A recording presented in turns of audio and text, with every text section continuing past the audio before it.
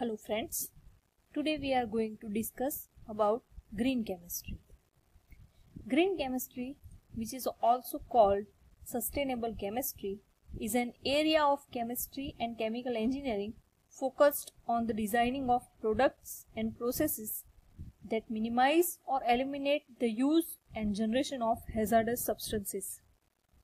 Green chemistry discusses the engineering concept of pollution prevention and zero waste both at laboratory and industry scales.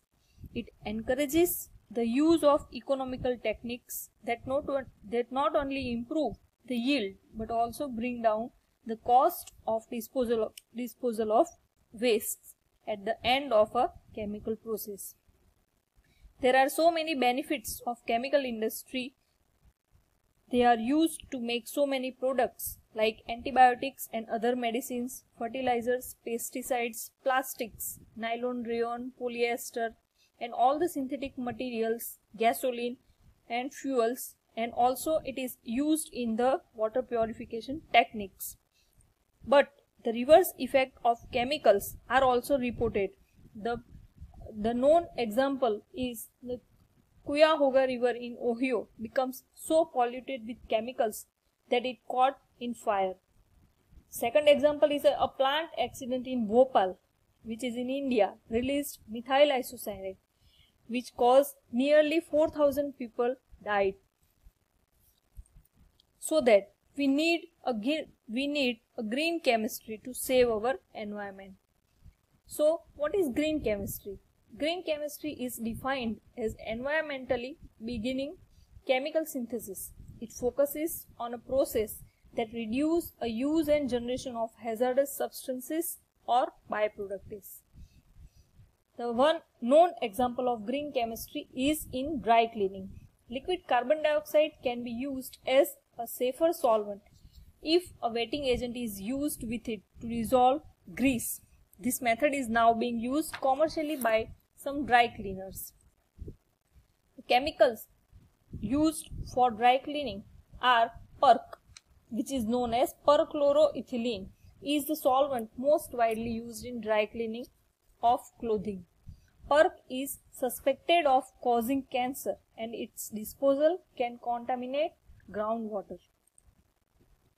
So, friends, now we will see the principles of green chemistry. There are 12 principles of green chemistry.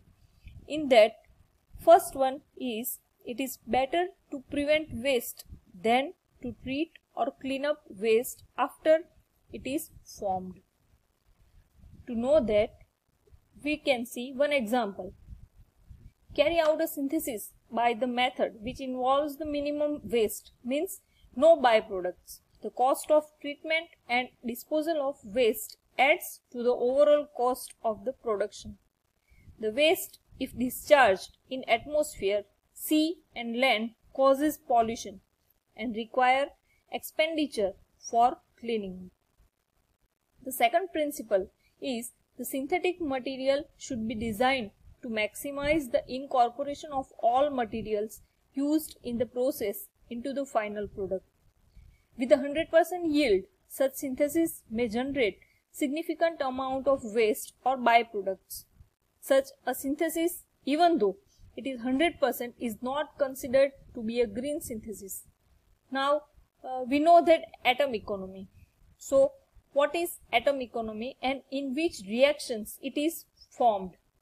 We know the four reactions: the rearrangement reaction, addition reaction, substitution reaction, elimination reaction. In all these four reactions, the rearrangement and addition reaction is known as the atom economy. Now, third principle is wherever practicable, synthetic methodologies should be designed to use and generate substances that possess little or no toxicity to human health and the environment. The fourth principle is the chemical products should be designed to preserve efficiency of function while reducing toxicity. In that, the chemical synthesized, for example, we are synthesizing dyes, paints, cosmetics, pharmaceuticals, etc., should be safe to use. The fifth principle is the use of auxiliary substances, which are solvents, separation agents, etc., should be made unnecessary. In that, a number of solvents like chloroform, benzene, carbon tetrachloride, etc. have been used due to their excellent solvent properties. However, the halogenated solvents have been identified as human carcinogens. Also, benzene and other aromatic hydrocarbons are believed to promote cancer in humans and animals. CFC, which have been widely used as cleaning agents in refrigerator, are responsible for depleting the ozone layer. Now, sixth principle is energy requirements should be recognized for their environmental and economic impacts and should be minimized. The use of catalyst has the great advantage of lowering the requirement of energy of a reaction. In case the final product is not pure, it has to be purified by distillation, recrystallization or ultrafiltration. All these steps require energy. So the process should be designed in such a way that there is no need for separation or purification. The seventh principle is raw material or feedstock should be renewable rather than depleting, whenever technically and economically practicable. The starting materials can be obtained from renewable or non-renewable materials. For example, petrochemicals are mostly obtained from petroleum oil, which is non-renewable source, since its formation take millions of years. The starting material, which can be obtained from agriculture or biological processes, are renewable materials. For example, carbon dioxide and methane gas.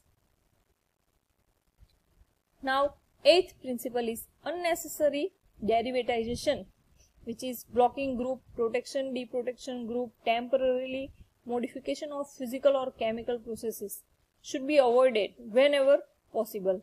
We have to avoid some derivatization which cause pollution.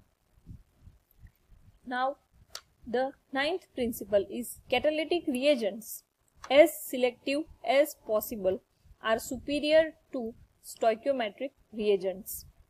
In that, in some reactions, if one of the starting material A or B is a limiting reagent, in such cases, even if the yield is 100%, some unreacted starting material will be left over as waste. In other cases, if the reagents A and B do not give 100% yield of the product C, both the excess of unreacted reagents will form part of waste. By using catalyst, both starting material utilization is enhanced and formation of waste reduced. The 10th principle is the chemical products should be so designed that at the end of their function, they do not persist in the environment and break down into innocuous degradation products.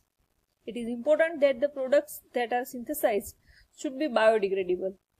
The non-biodegradable chemicals remain in the same form in the environment or are taken by various plants and animals, for example, pesticides and plastics. The 11th principle is analytical methodologies needs to be further developed to allow for real-time in-process monitoring and control prior to the formation of hazardous substances. Analytical methodologies and technology have been developed which allow the prevention and minimization of the generation of hazardous substances in chemical process. One need to have accurate and reliable sensors, monitors to assess the hazardous in process. These procedures can prevent any accident which may occur in chemical plants. The 12th and last principle is substances and the forms of a substance used in a chemical process should be chosen so as to minimize the potential for chemical accidents, including releases, explosions, and fires. The occurrence of accidents in chemical industry must be avoided The accidents in Bhopal and many others have resulted in the loss of thousands of lives. Now, green chemistry is about reducing the waste, reducing materials, reducing hazards, reducing energy and risk, and the most important, environmental impact, and also the cost. So now we'll see some green chemistry solvents which are used and which do not have environmental pollution. The first one is ionic liquids. The ionic liquids are ionic compounds that have a melting point below 100 degrees centigrade. Many of them are even in liquid at room temperature. They consist entirely of ionic species. They have many fascinating properties which make them the fundamental interest to all chemists, since both the thermodynamic and kinetic of reaction carried out in ionic liquids are different to those in conventional solvents. These are some of the examples of ionic liquids. The properties of ionic liquids are they have no effective vapor pressure. They have high density and electrical conductivity. They are good solvents for many inorganic and organic materials. Liquid range of 300 degrees centigrade, allowing tremendous kinetic control. They possess high thermal stability. Their water sensitivity does not affect their industrial application. They are immiscible with number of organic solvents and provide non-aqueous polar alternatives for two-phase systems. The applications of ionic liquids are they offer green solvent in polar reaction. They are absorbents of acidic gases such as carbon dioxide, sulfur dioxide, and hydrogen sulfide.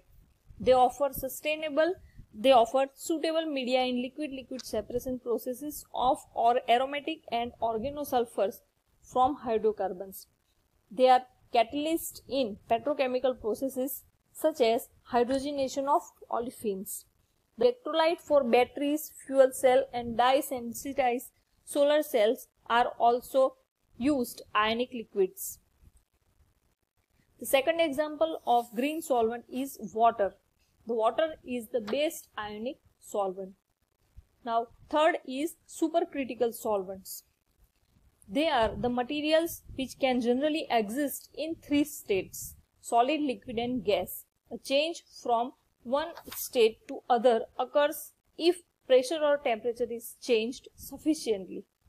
A supercritical fluid is a material which can be either liquid or gas used in a state above the critical temperature and critical pressure, where gases and liquids can coexist.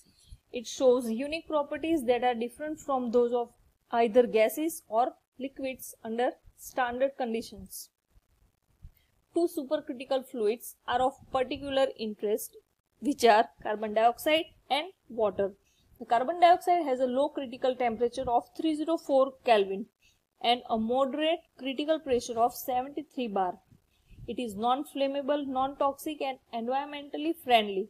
It is often used to replace toxins, freons, and certain organic solvents. Further, it is miscible with a variety of organic solvents and is readily recovered after processing.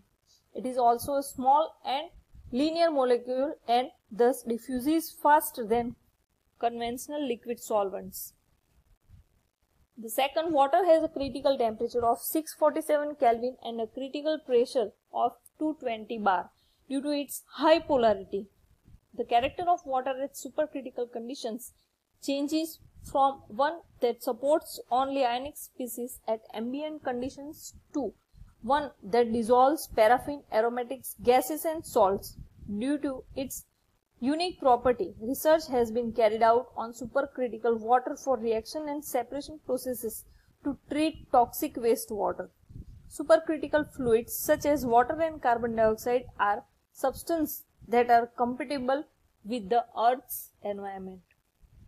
The carbon dioxide has the advantage over other supercritical fluids that its critical temperature is remarkably low at only 31.1 degrees centigrade. So high temperature are not necessary with the carbon dioxide. The applications of supercritical fluids are the advantages of supercritical fluid extraction are that is relatively rapid because of the low viscosities and high diffusivities associated with supercritical fluids. The carbon dioxide is most common supercritical solvent. It is used on large scale for the decaffeination of green coffee beans, the extraction of hops for beer production, and the production of essential oils and pharmaceutical products from plants. Few laboratory test methods include the use of supercritical fluid extraction as an extraction method instead of using traditional solvents. Uses supercritical carbon dioxide instead of PERC or other undesirable solvents for dry cleaning. The detergents which are soluble in carbon dioxide improve the solvating power of solvents. Changing the conditions of the reaction solvent can allow separation of phases for product removal or single phase for reaction. The rapid diffusion accelerates diffusion controlled reaction. Thank you.